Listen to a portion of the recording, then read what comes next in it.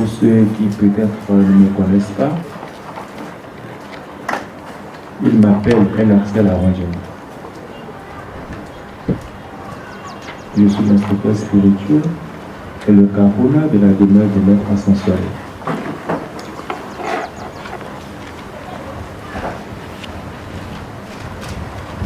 Nous avons invité ce soir pour faire encore un pas en avant au niveau du cheminement spirituel. Le dispositif nucléaire est le niveau le plus élevé pour ce qui concerne nous dans cette dimension, les humains de notre planète. Le dispositif le plus avancé, c'est le niveau nucléaire. J'ai coutume de dire que notre monde est décomposé en 7 niveaux et que la matière aussi est décomposée et éclatée en 7 niveaux. L'essentiel de la conférence de ce soir est basé sur directement le 7 niveau. L'essentiel, l'essence même de la chose, c'est sur le 7 niveau. Quand vous observez très bien, ceux-là, seuls, et c'est là ça commence à être intéressant, seuls ces pays-là qui ont eu, pendant la guerre, réfléchi, depuis la Première Guerre mondiale, à comment faire pour disposer d'une arme qui soit tellement si dissuasive, on peut travailler. Je ne sais pas s'il y a des gens qui ont fait la diplomatie avancée. Je ne dis pas la diplomatie des universités de la Première Guerre, je dis la diplomatie avancée pour comprendre que j'en sais quelque chose. En négociation internationale ou bien en diplomatie avancée, même si vous présentez votre doctorat en relations internationales et tout ce que vous voulez, et que vous ne faites pas partie d'une loge, on vous met de côté. Vous savez pourquoi? Parce que quand on parle de la diplomatie internationale, mais quand on parle des relations d'État, les affaires d'État, ce n'est pas les minorités qui s'assiedent qui parlent des affaires d'État. C'est les initiés qui parlent des affaires d'État. Parce que la force dissuasive, c'est quelque chose que la personne a. Et quand il grandit ça, vous vous écartez. Il n'y a même pas de combat. Vous comprenez que si le gars là, il lâche vraiment cette machine, comme j'aime bien le dire, il va vous emporter, vous, votre collectivité complète, même beaucoup plus tôt. Et laissez de temps en temps, comme le faisait le Zaïre en son temps, l'unité de temps en temps doit arriver à apprivoiser comment ces grands pays ont pu, avec les centrales nucléaires, apprivoiser des forces qui peuvent désintégrer toute une ville dans des petites boules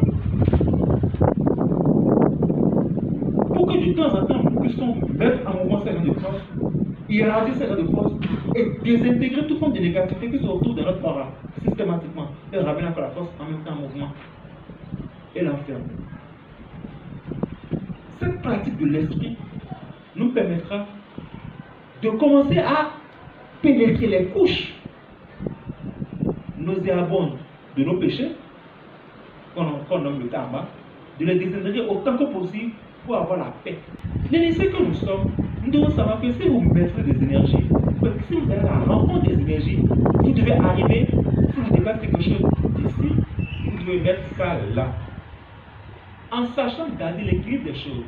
Si vous déplacez quelque chose, une pierre de là, sans savoir pourquoi vous la déplacez, vous déséquilibrez l'ordre des choses, et cet ordre des choses pour revenir à la figure. Nous, en tant qu'initiés, pour bénéficier des pouvoirs des activités dont je parle, il faut d'abord que vous compreniez que vous devez être des initiés qui disposent de pouvoirs de commandement. D'abord. Vous devez savoir, tout en disposant des pouvoirs de commandement, qui vous êtes et quel est votre but. Vous devez savoir avec qui vous avez affaire, troisièmement, à savoir qui, comment t'appelles-tu, et l'autre répond, nous sommes des légions. Et quatrièmement, si vous devez déplacer quelque chose, si vous devez neutraliser une énergie, vous devez être capable de savoir où il faut le neutraliser, où il faut le déplacer. C'est comme la gestion des ordures. On amasse vos ordures il y a des lieux de rassemblement, après il y a des lieux de désintégration, etc. Tout ce que le grand Jésus a fait, il a exploité le pouvoir, son autorité spirituelle, n'est-ce pas? Mais son autorité spirituelle ne pouvait être, si un truc n'a pas réalisé le Christ qui est en lui, le Christ qui est, le Maître qui est, c'est ça la force. Parce que le Christ, c'est la force forte de toutes les forces, ou la présence ailleurs, ou la présence présente en toute présence, ou l'abstrait. C'est ça, j'ai dit au niveau de l'émission à la radio, c'est ça, le Amida Bouddha. C'est l'énergie christique. Pure et potentiellement très pure. Incontrôlable. C'est ça l'énergie nucléaire. Avant de bénéficier du pouvoir de cette fille vierge-là, il faut qu'on sache ensemble de quelle fille s'agit-il. Et comment est-ce que cette fille dispose de pouvoir? Et c'est quoi le pouvoir de cette fille-là? Et où est-ce que cette fille se trouve? L'histoire de cette fille vierge est une légende. Mais l'image la plus frappante que je veux vous présenter se retrouve dans la Bible. Je vais la présenter, la décortiquer et sortir le substrat. L'histoire n'a pas été contée dans la Bible, mais c'est sûr par une très rare personne initiée à pratiquer ça sur son politique. Moïse est descendu au sud de l'Afrique, au golfe du Guinée. Il n'y avait pas Bénin Togo en son temps, mais c'est dans cet espace-là qu'on a délimité son atterrissage, c'est-à-dire quoi, sa venue, et cela a été reçu par une société secrète d'alors qui était des anciens pharaons qui ont quitté l'Égypte antique. Et leur premier point d'ancrage était Ifè, d'où on dit que le pape d'Ifè est etc. Ok? Et après éclaté au niveau de Adjacado, qui a été toujours la frontière, la capitale du Bénin du Togo. Ces deux pays ne vont jamais être éclatés. Éclater Bénin Togo, c'est fragiliser le pouvoir. Et le colon sait bien. Le colon sait bien. De telle sorte qu'il y a des Nadja qui sont au Togo, qui sont Adja, là, c'est Togo Bénin, c'est étalé sur les deux superficies. Parce que si on divise, on va mieux régner.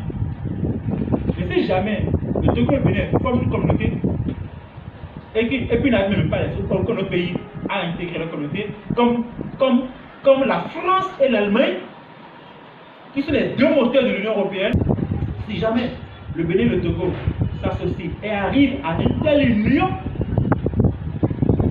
l'idée c'est que quand un président français veut pouvoir, sa première sortie c'est Allemagne. Qu'un chancelier ou bien un chancelier vient au pouvoir, pour un voyage, c'est l'Élysée. Et la France ne fait rien sans consulter l'Allemagne. L'Allemagne était la première puissance et la France la deuxième puissance de l'Union européenne. Et chez nous aussi, nos ancêtres, c'est les mêmes.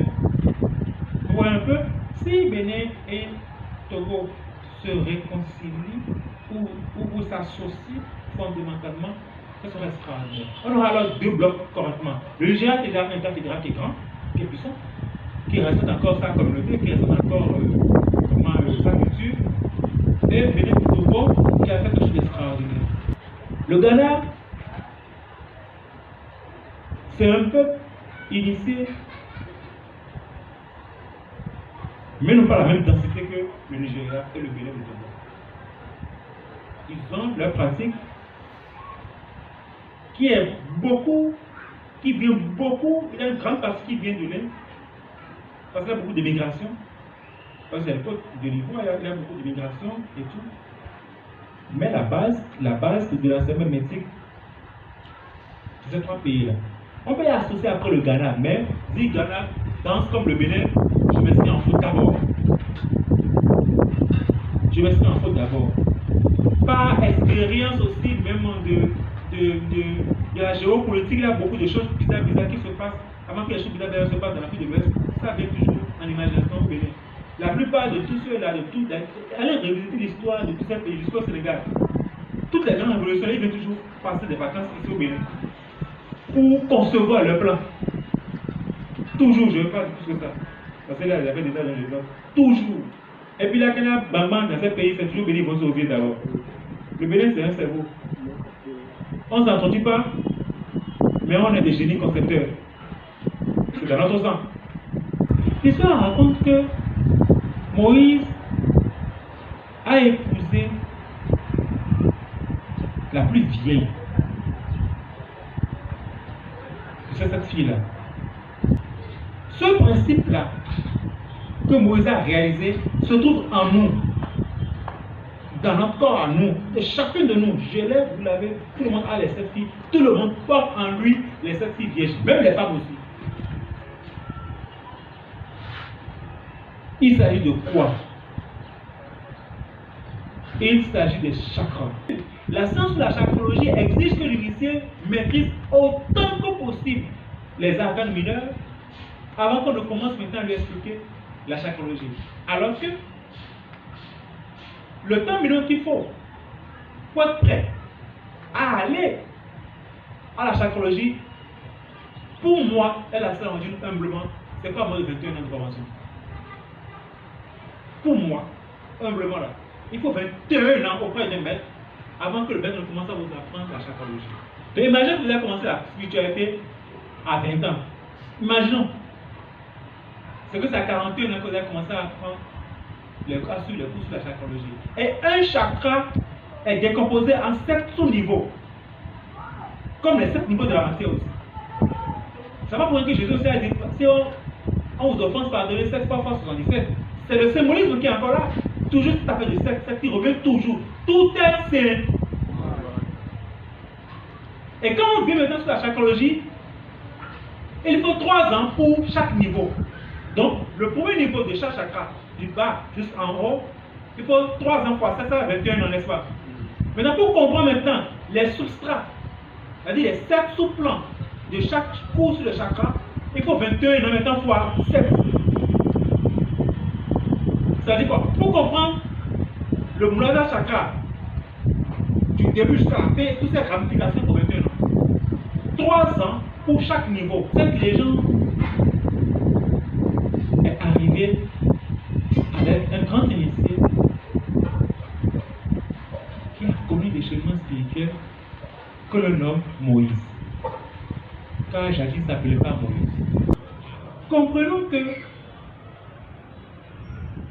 pour exploiter le pouvoir des 7 filles vierges, si vous faites l'effort de rester plus, parce que ce n'est pas la peine que je vous enseigne le pouvoir de la première fille vierge, la deuxième, troisième, vous déjà dit que c'est des choses qui durent des décennies de formation. Et qu'on ne fait jamais ça en une seule vie. Je ne peux pas vous expliquer le pouvoir des 7 filles vierges et vous donner ça. Je peux que vous présenter un peu la chose pour vous dire, si vous faites l'effort de rester pur, c'est déjà un bon début. La raison que je m'en vais vous offrir, c'est pour faire un travail titanesque. Tellement si titanesque que je vous conseille et je vous refuse de mettre cette tisane en mouvement et de sortir dans la situation. Si vous mettez cette tisane, couchez-vous. Pourquoi pour exemple, si vous mettez, parce que vous allez mettre cette tisane là pendant un certain jour, mais si vous, pendant ce temps, couchez-vous. Ne mettez pas ça dans la journée sortie. Mettez ça le soir et couchez-vous. Et faites attention à tout ce que vous allez voir. C'est un rituel extraordinaire. Si seulement c'était possible que chacun de vous puisse avoir cette jarre chez lui à la maison, ça serait bien. Puisque ce n'est pas seulement une jarre. Cette tisane, c'est carrément un volume, c'est une force. On ne la fait pas.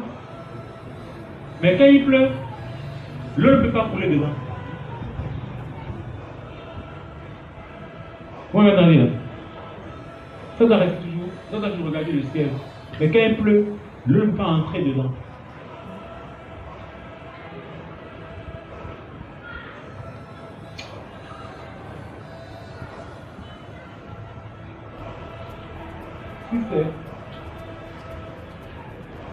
S'il y a quelque chose qui n'est pas clair, un oiseau bizarre œuvres là sont morts à côté.